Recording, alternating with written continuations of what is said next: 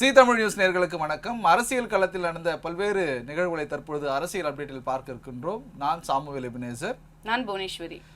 குறிப்பாக இன்னைக்கு அரசியல் களத்தில் ஒரு பெரும் பரபரப்பா ஒரு சம்பவமானது நிலவிட்டிருக்கு. ஏன்னா ஏற்கனவே பாஜக தலைவர் நயனா நாகேந்திரன் த்ரிஷா விஜய் குறித்து பேசிய பேச்சு சமூக வலைதளங்கள் மட்டுமல்லாமல் அரசியல் வட்டாரங்களும் ஒரு பெரும் கருத்து மோதலாகவும் மற்றும் விமர்சனங்களை ஏற்படுத்தக்கூடிய நிலையில் இருந்த அந்த கருத்துக்கு இன்றைய தினம் த்ரிஷா பதிலளி கொடுத்துருக்காங்க. ஒரு புறம் நயனா நாகேந்திரன் அதுக்கு மறுப்பும், அதாவது வருந்துகிறேன் என்னவும் அவரும் தனது அறிக்கையும் வெளியிட்டிருக்கார். இது எப்படி மேடம் இன்னைக்கு இந்த சூழ்நிலை, அதாவது பாஜகவிலிருந்து எந்த ஒரு பெண் நிர்வாகிகளும் எந்த ஒரு எதிர்வினையை ஆற்ற, ஆனால் திமுக உள்ளிட்ட கட்சியில் இருக்கக்கூடிய பெண் நிர்வாகிகள் அதாவது இதுக்கு எதிர்வினை ஆற்றிருந்தாங்க. இதை எப்படி பார்க்குறீங்க? ஆக்சுவலி வந்து இந்த விஷயத்தை பற்றி சொல்றதுக்கு முன்னாடி என்ன, சிவாஜி கிருஷ்ணமூர்த்தி அவர்கள் திமுகவின் நட்சத்திர பேச்சாளர் குஷ்பு பற்றி தவறா பேசினதுக்கு சமீபத்தில் அவருக்கு 3 ஆண்டு கால தண்டனை கிடைச்சதை நம்ம பார்த்துருப்போம். பொதுவாகவே பாஜகவில் இருப்பவர்கள் இந்த மாதிரி பொது வெளியில பேச மாட்டாங்க. இந்த விஷயத்துக்கு வானதி ஸ்ரீனிவாசன் கூட கண்டனம் தெரிவிச்சாங்க. கூட்டணி கட்சிகள் இருந்தும் கண்டனம் தெரிவிச்சாங்க. இது மிக மிக தவறான செயல். ஏன்னா இப்போ ஒரு கட்சியை சேர்ந்து இப்போ நட்சத்திர பேச்சாளர் பேசுவதும் ஒரு கட்சியின் மாநில தலைவர் பேசுவதும் ஒன்னான்னு கேட்டா கண்டிப்பா கிடையாது. ஏற்றுக்கொள்ள முடியாத ஒரு அவதூறு. ஏன்னா இது 2 குடும்பங்கள் இருக்கு, அதை தாண்டி தொண்டர்கள், ரசிகர்கள், கட்சி இருக்கு, பலரின் வாழ்க்கை இதுல அடங்கி இருக்கும் போது இப்படி ஒரு மோசமான ஒரு விஷயம் த்ரிஷாவே அதுல கோட் பண்ணியிருக்காங்க. அருவருக்கத்தக்க வகையில் அப்படின்றதே வந்து ஒரு உச்சபட்சமான ஒரு மோசம். இதை விட மோசமான ஒரு வார்த்தையை சொல்லி நயனா நாகேந்திரன் அவர்களை சொல்ல முடியாதுங்கிற மாதிரியே வந்து சொல்லியிருக்காங்க. இது ஒரு தவறான செயல் தான். கண்டிப்பா நான் எந்த ஒரு கட்சியும் சார்ந்தவர்கள் கிடையாது. என்னுடைய தனிப்பட்ட வாழ்க்கையை வந்து யாரும் விமர்சிக்க வேணாம். அதுவும் மூத்த அரசியல் தலைவராக இருக்கக்கூடியவர்கள் இது போன்று விமர்சிக்க வேணாம். யாருடைய பெயரும் குறிப்பிடாமல் பொதுவாக நான் எந்த கட்சியும் சார்ந்தவர்கள் கிடையாது என்ற ஒரு வெளிப்படையான ஒரு அறிக்கையாக அந்த த்ரிஷா அவர்கள் அளிச்சிருந்த அறிக்கையை பார்க்குறோம். இது ஒரு புறம் இருக்க, மற்றொரு புறம் காங்கிரஸ் திமுகவுடன் கூட்டணி இருக்கிறாங்க. ஆனால் திமுகவுடன் தான் கூட்டணி என்று ஒரு 90% உறுதி செய்யப்பட்டிருந்தாலும் மற்ற 10% வந்து அது வெளிப்படையாக இன்னும் அறிவிக்கல. ஏன்னா தொகுதி பங்கீடு மற்றும் அது மட்டும் இல்லாமல் நாங்கள் 40 இடங்களை கேட்குறோம், இவங்க 20 இடம் தான் தருவன்றாங்க. அப்போ இந்த தொகுதி பங்கீடு மட்டும் இல்லாமல் மாநில தலைவராக இருக்கக்கூடிய செல்வம் பெருந்தகைக்கும் மற்றும் அதே போல் மாணி தாகூர் இவர்களுக்கு இடையே வந்து அந்த கருத்து மோதல் வந்து நிறையா இருக்குது. ஏன்னா திமுகவுடன் கூட்டணி செல்வது மாணி தாகூர் உள்ளிட்டவர்களுக்கு வந்து ஒரு அதிருப்தியை ஏற்படுத்தியிருந்தாலும் தொடர்ச்சியாக காங்கிரசின் வியூக வகுப்பாளராக இருக்கக்கூடிய பிரவீன் சக்கரவர்த்தி அவரும் தனது எக்ஸ்தல பதிவில் நேற்று ஒரு கருத்தை ஒன்று பதிவிட்டிருந்தார். அதாவது பெண்களுக்கு இந்த 5000 ரூபாய் கொடுப்பது மட்டுமே தேர்தலுடைய வெற்றிக்கு ஒரு முக்கிய காரணமாக இருக்குது. அதாவது ஒரு மூட நம்பிக்கைன்ட்டு அவர் தனது எக்ஸ்தல பதிப்பில் திமுக விமர்சிக்கிறாரா அல்லது அவருடைய கருத்தை பதிவிறாரா? ஏன்னா 9 மாநிலங்களில் 4 மாநிலங்களில் மட்டும்தான் வந்து இந்த திட்டம் வந்து வெற்றி பெற்றிருக்கு, மற்ற 5 மாநிலங்களில் இந்த திட்டம் வந்து தோல்வி அடைந்திருக்கிறது என்று அதாவது காங்கிரசின் வியூக வகுப்பாளராக இருக்கக்கூடிய பிரவீன் சக்கரவர்த்தி தனது கருத்தை பதிவு பண்ணுறாரு. அப்போ தொடர்ச்சியாக இந்த கருத்து மோதல்ன்றது இதில் காங்கிரஸில் வந்து நிலவிட்டே இருக்குது. இப்போ செல்வம் பெருந்தகை இது குறித்து டெல்லி மேலிடத்தில் புகார் தெரிவிக்கிறாரா, இல்லை டெல்லி மேலிடம் தமிழகத்தில் இருக்கக்கூடிய காங்கிரஸுடைய கூட்டணியை எத்தனை சதவீதத்தை வந்து உயர்த்த வேண்டும் என்பதுக்காக இத்தகைய நிர்பந்தனைகள் வந்து கொடுக்கப்படுது. இது எப்படி பார்க்குறீங்க? இல்லை, காங்கிரஸை பொறுத்த வரைக்கும் ஒரு விஷயத்தை நம்ம தெரிஞ்சுக்கணும். காங்கிரஸுடைய ஒரு ஓவரால் தலைவராக யார் இருக்காருன்னா மல்லிகார்ஜுன கார்கே. ராகுல் காந்தி, அதாவது இந்திரா காந்தி, நேரு அந்த வழியில் வரக்கூடிய ராகுல் காந்தியாலேயே காங்கிரஸின் தலைவராக நிலைக்க முடியல. ஏன்னா அந்த கட்சியில் இருக்கவங்க தொடர்ந்து வந்து பிரச்சனை பண்ணிட்டு இருந்தாங்க. ராகுல் காந்தி தலைவராக இருக்கும்போது அவர் தோல்வியை சந்திச்சார். ரொம்ப குறுகிய காலத்திலேயே அவரே வெளியேற அளவுக்கு அந்த கட்சியை வந்து நமக்கு தெரியும், அதன் வரலாறு தெரியும் பொழுது அவரால் இருக்க முடியல. இப்போ தமிழகத்தை பொறுத்த திமுகவை வந்து இப்போ உதயநிதி ஸ்டாலின் அவர்கள் தான் அடுத்துங்கிறது நமக்கு எல்லாம் தெரியும். அடுத்தடுத்து தெரியும் போது அதை அசைக்க முடியாது, மாற்ற முடியாது. ஆனா பெரிய ஒரு காங்கிரஸிலே வந்து ராகுல் காந்தியால தலைவரா நீடிக்க முடியல. இது தொடர்ச்சியா காங்கிரஸின் அடிப்படை. திமுகவினர் வந்து காங்கிரஸை விமர்சிக்கிறதக்கதாக இருக்கு. இப்போ அதாவது தளபதி உள்ளிட்டவர்கள் வந்து தொடர்ச்சியாக காங்கிரஸை விமர்சிக்கிறாங்க. இதுக்கு மறுப்பு தெரிவிக்கணும் திமுக தரப்பில். ஏன்னா கூட்டணி கட்சியில் இருக்கக்கூடிய நபர்கள் மீது ஒரு அவதூறு கருத்து பதிவிடும் போது அதுக்கு மறுப்பு தெரிவிக்கணும்ட்டு காங்கிரஸ் தரப்பில் கேட்கறது நியாயம் தானே? இல்லை, நியாயம். ஆனால் காங்கிரஸை பொறுத்த வரைக்கும் அவங்களுக்குள்ள ஒற்றுமை இல்லை அப்படிங்கிறத தான் நம்ம புரிஞ்சுக்கணும். ஏன்னா ராகுல் காந்தியால ஒரு தலைவரை நீடிக்க முடியலங்கிறதே அவங்களுடைய பெரிய தோல்வி தான்.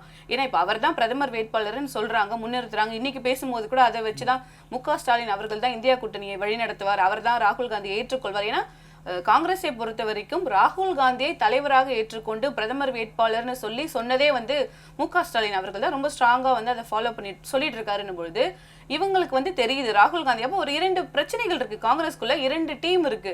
ஒன்னு ராகுல் காந்தியை விரும்பும் டீம், விரும்பாத டீம்னு கூட நம்ம எடுத்துக்கலாம். ஏன்னா அவங்க தான் இப்ப செல்வ பிறந்தகை அவர்களை பொறுத்த வரைக்கும் அவர் மீது ஒரு குற்றச்சாட்டு என்ன, திமுகவின் நிர்வாகி போல, ஆமா ஆதரவாளர் போல திமுகவுடைய திட்டங்களுக்கு எல்லா திட்டத்துக்கும் வரவேற்பு தராரு. இதே பீகார்ல அந்த 10,000 ரூபாய் கொடுக்கும்பொழுது கண்டனம் தெரிவிச்சிருந்த செல்வ பிறந்தகை இன்றைய தினம் மகளிருக்கு 5,000 ரூபாய் கொடுக்கும்போது எந்த ஒரு வரவேற்கத்தக்கதுன்னு சொல்றாரு. அப்போ ஒரு கருத்து மாறுபாடு வந்து திமுகன்னு வரும்பொழுது அவர் திமுகவினராகவே மாறிடுறதா ஒரு குற்றச்சாட்டு இருக்கு. மற்றபடி காங்கிரஸ்க்கான ஒரு தனித்துவத்தை வந்து செல்வம் பிறந்தகை வந்து கொடுக்க மாட்டேன்றாரு. திமுகவுடைய ஒத்து போறாரு, ஆட்சியில பங்கு அதிகாரத்துல பங்குன்ற எங்களுடைய கொள்கையாகவும் அதுக்காக தான் நான் தொடர்ச்சியாக நாங்கள் வலியுறுத்திட்டு வரோம். ஆனால் இது குறித்து மாநில தலைவர் எதுவும் மௌனம் சாதிக்கிறாரு. அப்போ திமுக சொல்லக்கூடிய எல்லா அதாவது வழிகளுக்கும் செல்வ பிறந்தகை இசைந்து போறாருன்ற ஒரு குற்றச்சாட்டு வந்து காங்கிரஸ் மத்தியில நிலவிட்டு. காங்கிரஸ் என்ன கேட்கறாங்கன்னா, எங்களுக்கு ஆட்சியிலும் பங்கு அதிகாரத்திலும் பங்கு வேணும்னு கேட்கறாங்க. அவங்களுக்கு என்னன்னா, இதுக்கு முன்னாடி காங்கிரஸ்க்கு வேற ஆப்ஷன்ஸ் கிடையாது. இப்போ வந்து தாவேக்காங்கிற ஆப்ஷன் வந்து அவங்க வலுவா நம்புறாங்க. ராகுல் காந்தியை பொறுத்த வரைக்கும் அவர் வரும்போது அவர் நம்பின ஒரு விஷயம் என்னன்னா, இளைஞர்களை பிடிச்சிடலாங்கிறத ராகுல் காந்தியோடைய விஷயமா இருக்கும்போது அதே தான் விஜய் பின்பற்றும் போது அவங்களுக்குள்ள ஒரு இணக்கம் இருக்கிறது நமக்கு ஆரம்பத்திலிருந்தே தெரியும். ராகுல் காந்தியும் விஜயும் ஒரே மேடையில் தோன்றுவார்கள் என்ற ஒரு பேச்சும் வந்து இப்போ அரசியல் வட்டாரங்கள் இப்போ சமீபமா பேசப்பட்டு வருது. ஏன்னா இந்த கூட்டணி இறுதி செய்யப்படவில்லை, இன்னும் எப்படினாலும் மாறலாம், கூட்டணி கணக்கு மாறலாம் அப்படின்ட்டு பேச்சுவார்த்தை நடைபெற்று வருது.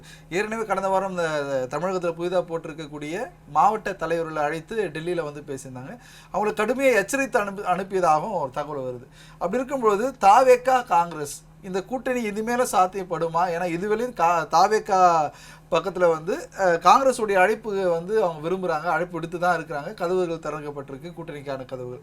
ஆனால் காங்கிரஸ் என்ன முடிவு எடுக்க போகுது? ஏன்னா காங்கிரஸுடைய நிலைப்பாடு திமுக உடன் கூட்டணி வைத்ததால் தான் நம்மளுக்கு இவ்வளோ எம்பிகள் இருக்கிறாங்க. இப்போ நாடாளுமன்றத்தில் 40 எம்பிகள் வந்து திமுக கூட்டணி வைத்ததால் தான் இருக்கிறாங்கன்னு ஒரு வலுவாக நம்புகிறாங்க. இப்போ என்னென்று பார்த்தா இந்த சவுத் சைடு மொத்தமே பார்த்தோம்னா காங்கிரஸுக்கு ஒரு பலமாக இருக்குது. அதாவது வடக்கு பகுதிகளில் தான் வந்து காங்கிரஸ் ஒரு அதாவது பின்தங்கியும் ஒரு 2ஆம் நிலைக்கு தள்ளப்படக்கூடிய ஒரு கட்சியாக காங்கிரஸ் பார்க்கப்படுது. அப்போது தான் வலுமிக்க இருக்கக்கூடிய கட்சியை புதிய கட்சியோட கூட்டணி வைக்கும் பட்சத்தில் தன் வலு எழுந்து விடுமா என்ற ஒரு அச்சமும் காங்கிரஸ்க்கு இருக்கு. ஆனா இன்னொரு விஷயம் பார்க்கலாம். ஏன்னா காங்கிரஸ் வந்து கூட்டணி செல்வ பிறந்தகை பொறுத்த வரைக்கும் ஸ்ட்ராங்கா இருக்காரு. அவர் வந்து கட்சி மேலிடத்தில் இருக்கவங்களே ஒரு உயர் பதவியில இருக்க எதிர்த்து சொல்றாரு, அதெல்லாம் கிடையாது, நாங்க வந்து வலுவா இருக்கோம்னு சொல்லி. ஏன்னா அவர் வந்து ஒரு முடிவு எடுக்கக்கூடிய நிலையில இல்ல, அவர் ஒரு மாநில தலைவர் என்பது அவர் இவ்வளவு ஸ்ட்ராங்கா சொல்லும் போது காங்கிரஸ் உடைவதற்கான வாய்ப்பு இருப்பதாக சில வாரங்களுக்கு முன்னாடி பல மூத்த அரசியல் விமர்சகர்கள் சொல்லிட்டு இருந்தாங்க. என்னன்னா வந்து இவர் தலைமையில ஒரு காங்கிரஸ் உருவாக வாய்ப்பு இருக்கு, கார்த்தி சிதம்பரம் தலைமையில ஒரு காங்கிரஸ் வந்து திமுக ஆதரவு தெரிவிக்கிறாங்க. அவங்க ஆமா ஆதரவு தெரிவிச்சாலும் அது உடையறதுக்கான வாய்ப்பு இருக்கு. ஏன்னா ஒரு குறிப்பிட்ட நபர்கள் வந்துட்டு காங்கிரஸ்ல இருந்து வெளிவந்துட்டு தாவேக்கால இணையில. ஏன்னா அவங்களை பொறுத்த வரைக்கும் இப்ப கொடுக்கக்கூடிய 25-30 சீட்டுக்குள்ள காங்கிரஸை வந்து திமுக வந்து அடக்குவது அவங்களுக்கு வந்து ஒரு மைனஸா ஃபீல் பண்றாங்க. ஏன்னா இப்போ காங்கிரஸை பொறுத்த வரைக்கும் அவங்க எந்த மாநிலத்துல ஸ்ட்ராங்கா இருக்காங்க, எந்த மாநிலத்தை நம்புறாங்க அப்படின்னா தமிழகம் மட்டும்தான். இத்தனை ஆதரவு அவங்களுக்கு வந்து தமிழகத்துல இருக்கு. ஆனா அவங்கள திமுக சொல்வதும் தவறு இல்லை. அவங்க வந்து நான் வந்து கொடுக்க மாட்டேன், சாத்தியம் இல்லைன்னு சொல்றதுக்கு காரணம் இருக்கு. அவங்களுக்கான ஓட்டு சதவீதம் அப்படிங்கிறது ரொம்ப ரொம்ப கம்மி அப்படிங்கிறது காங்கிரஸ்க்கே தெரியும். 2 இல்லது 3 அவங்க ஒரு காலத்தில் தமிழ்நாட்டை காங்கிரஸ் ஆட்சி செய்தாலும் இப்போ அவங்க ஓட்டிங் பெர்சன்டேஜ் என்ன அப்படிங்கிறது ஒரு கேள்விக்குறி தான். ஏன்னா ஒரு 3% இருப்பாங்களான்றதே சந்தேகம். ஏன்னா குறிப்பா இந்த 2026 சட்டமன்ற தேர்தலை பொறுத்தவரை குறைஞ்சபட்சம் 25-லிருந்து 26% பெறக்கூடிய கட்சிகள் தான் வந்து ஆட்சி அமைக்கும் அப்படின்றது ஒரு 4 முனை போட்டிடும் பொழுது குறைஞ்சபட்சம் ஒவ்வொரு கட்சியும் வந்து யார் 26% வாங்குறாங்களோ அவங்கள தான் வந்து சீட்டு அப்படி அதாவது முதல்வராக ஆக முடியும் அப்படின்ற ஒரு ஆட்சி பிடித்த பிடிக்க முடியும். இப்படி இருக்கக்கூடிய நிலையில் ஏற்கனவே 4 பக்கமாக இருக்குது. அப்போது எல்லாம் கட்சிகளும் திமுக பொறுத்தவரை 200க்கு 200 இலக்காக வச்சு வருது. இந்த அரசியலை வந்து இந்த தேர்தலை அவங்க களம் காண்றாங்க. ஒரு புறம் பல்வேறு திட்டங்கள், இப்போ மகளிருக்கு இந்த 5,000 ரூபாய் கொடுக்கறதாகட்டும், மற்றும் மாணவர்களை ஈர்க்கணும் அப்படின்றதுக்காக கல்லூரி மாணவர்களுக்கு லேப்டாப் உள்ளிட்டவைகளை வழங்குவதாகட்டும், இப்போ பல்வேறு திட்டங்களையும் திமுக தொடர்ச்சியாக இந்த 2026 சட்டமன்ற தேர்தலை தாம் திராவிட மாடல் 2.0 வந்து மீண்டும் தமிழகத்தில் வந்து வரணும் அப்படின்றதுல கவனமாக இருக்கிறாங்க. இதெல்லாம் ஒரு பக்கம் போயிட்டு இருக்கு.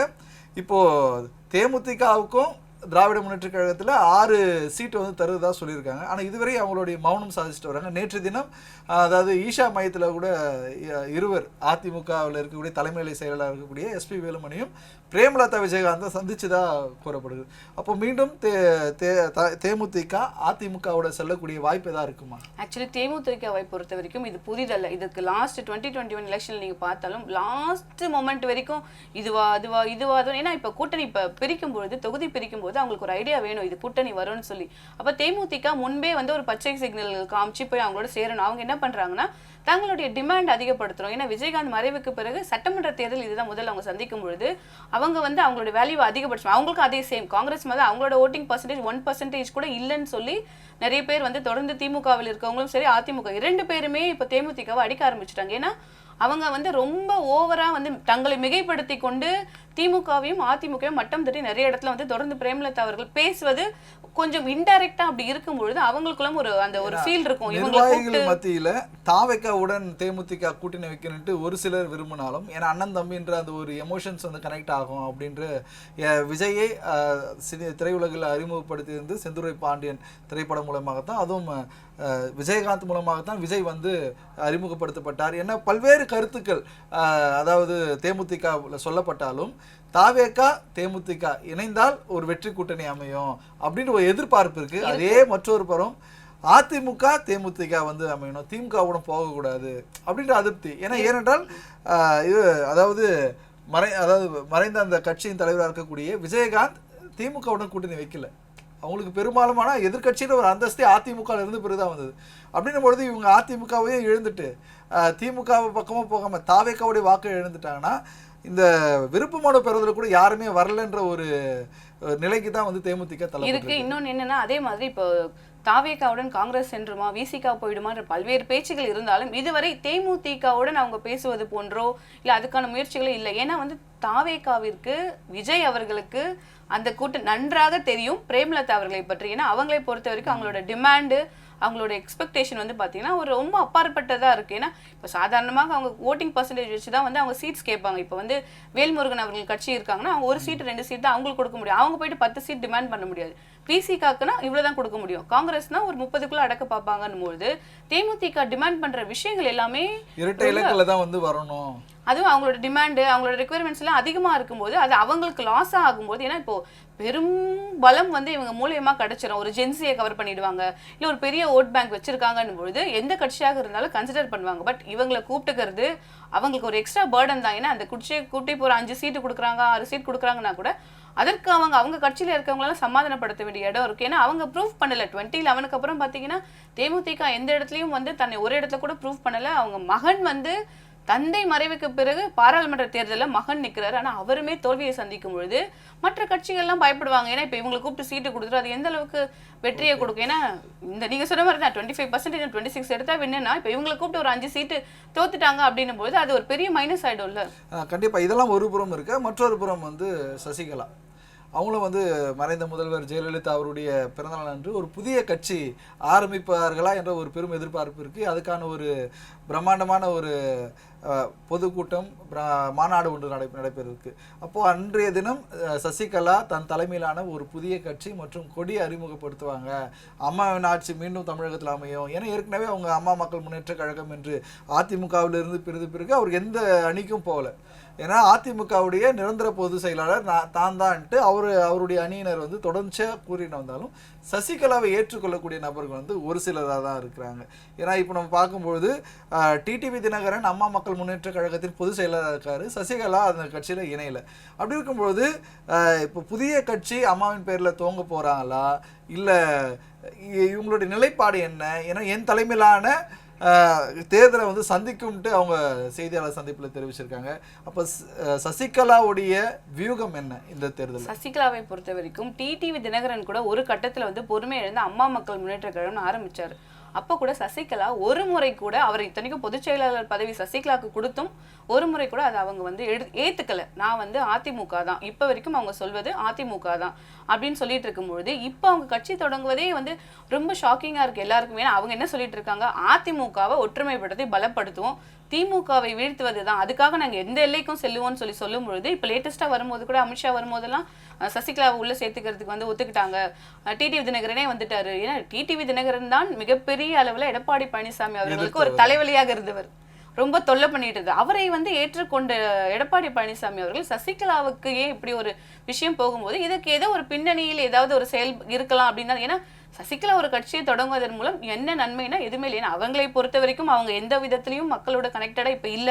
அவங்க சிறையிலிருந்து வரும்பொழுது அந்த ஒரு வருஷம் அந்த ஜோஷ் இருந்துச்சே தவிர அதன் பிறகு அவர்களுக்கான முக்கியத்துவம் கட்சியிலோ மக்களிடத்திலோ இல்லைன்றது ஒரு உண்மை. தேர்தல் அரசியலை விட்டுட்டு மற்றும் அரசியல் பயணத்திலிருந்து ஒதுங்கி தான் இருக்காங்க. அப்பப்போ அறிக்கை விடுறாங்க, இப்போ நான் இருக்கிறேன். இப்போ செய்தியாளர் சந்திக்கும் பொழுது தான் சசிகலாவுடைய தோற்றம் வெளியே வந்து பார்க்குறோம். அப்போது பொது விஷயங்களுக்கு கண்டனம் தெரிவிப்பது ரொம்ப குறைவாக தான் இருக்குது. இப்படி இருக்கும்பொழுது சசிகலாவுடைய வியூகம் 2026 சட்டமன்ற தேர்தலில் வெற்றி பெறுமா, அல்லது இவர்கள் யாருடன் கூட்டணி அமைக்க போகிறார்கள்? ஒரு புறம் திமுகவை வந்து வீட்டுக்கு அனுப்ப வேண்டும் என்ற ஒரு அதாவது கடுமையான ஒரு தாக்கம் வந்து சசிகலா ஏற்படுத்தணும் அப்படின்ட்டு அவங்க நினைக்கிறாங்க. ஏன்னா அவங்க பின்னணியில் தான் தமிழகம் இருக்குது. அது மட்டும் இல்லாமல் அந்த கொங்கு மண்டலம் பொறுத்தவரை எஸ்பி வேலுமணி ஆதரவாளர்கள் வந்து ரொம்ப ஸ்ட்ராங்காக இருக்கிறாங்க. அதிமுகவுடைய கோட்டை என்று சொல்லப்படுது. மற்றொரு புறம் அதாவது ஓபிஎஸ் உள்ளிட்டவர்கள் வந்து தென் மாவட்டங்களில் வந்து அவங்களுக்கான ஒரு கோட்டையை வந்து உருவாக்கி இருக்கிறாங்க. வட மாவட்டங்களில் இபிஎஸ்ன்னு சொல்கிறேன். அப்போது இப்படி இருக்கும்பொழுது இது அதிமுக மூன்றாக பிளவுபட்டிருந்தாலும் யாருடைய வாக்கு யாருக்கு போக போகுது? அது வந்து ஒரு பெரிய ஒரு கேள்வி இருக்கு. சசிகலா அவர்கள் புதிய கட்சியை துவங்கினாலும் ஏன்னா அவங்களால இப்ப தேர்தல் களத்துக்கு வர முடியாது. தேர்தல் ரேஸ்லயே அவங்க இல்ல. இது வரைக்கும் அவங்க தேர்தல் ரேஸை சந்திச்சதே இல்லைன்றதா ஒரு உண்மை. ஜெயலலிதா அவர்களுடன் இருந்தாலும் தேர்தல் அரசியலை அவங்க நின்று எதிர்கொண்டதே கிடையாதுன்னு பொழுது அவர்கள் பின்னால் யாரும் சென்று கண்டிப்பா போவதுக்கான, ஏன்னா டிடிவி தினகரனே அதிமுக வந்து அதை விட வேற யார் வந்து கூட்டணிக்கு வந்துட்டாருன்னு போது யார் நம்பி சசிகலா அவர்களை நம்பி செல்வார்கள் அப்படிங்கிறது ஒரு மிகப்பெரிய கேள்விக்குறி தான். இது சசிகலா அவர்களுக்கு எனக்கு தெரிந்து இன்னுமே ஒரு மைனஸ் அமையல. ஏன்னா இப்ப அவங்களை நம்பி யாரும் பெரிய அளவில் ஆட்கள் செல்லாத பொழுது அது மிகப்பெரிய பேசு பொருளா மாறும். இப்ப இன்னொரு விஷயம் என்ன ஆயிடும்னா அதிமுக அது பலமாயிடும். எந்த விதத்துலன்னா அவங்க கட்சி தொடங்கினாலும் அவர்களை நம்பி செல்லவில்லை. அவர்களுக்கான பலம் என்பது சுத்தமா மக்களிடமும் இல்லை, அதிமுக தொண்டர்களிடம் இல்லை. அவங்க அதிமுகவே இல்லை. இப்ப வேற கட்சியை தொடங்கிட்டாங்கன்னா அதிமுகவுக்கும் அவங்களுக்கும் சம்பந்தம் இல்லை. இது வந்து எடப்பாடி பழனிசாமி அவர்களுக்கு பல விதத்தில் நன்மையை தான் கொடுக்கும். தொடர்ச்சியாக ஓ பன்னீர்செல்வமுடைய நிலைப்பாடு என்னன்ட்டு ஒரு கேள்விக்குறியா இருக்கு. ஏன்னா 2026 சட்டமன்ற தேர்தலில் தான் போட்டியிட போவதில்லைன்ட்டு அவர் அறிவிச்சிட்டாரு. அவருடைய நிலைப்பாடு அதிமுக ஒருங்கிணைப்பு குழுவால் உரிமை குழுவை மீட்டெடுக்கணும் அப்படின்றதால தான் அவர் தன் நிலைப்பாட்டில் இருக்கார். இப்படி இருக்கும்போது சசிகலா புதிய கட்சி துவங்குவாரலாம் என்ற ஒரு பெரும் கேள்விக்குறி வந்து எழுந்திருக்கு. தேமுதிக யாருடன் கூட்டணி வைக்க போகிறார்கள்? இன்னும் காங்கிரஸ் திமுகவுடைய கூட்டணி எப்பொழுது நிறைவு செய்யப்படும் என்பதை பொறுத்திருந்து பார்க்க வேண்டியது அவசியமாக இருக்குது. தொடர்ச்சியாக இது போன்ற அரசியல் நடந்த பல்வேறு நிகழ்வுகளை அரசியல் அப்டேட்டில் தெரிந்து கொள்ள தொடர்ந்து இணைந்திருங்கள் ஜி தமிழ் நியூஸுடன். நன்றி, வணக்கம். வணக்கம்.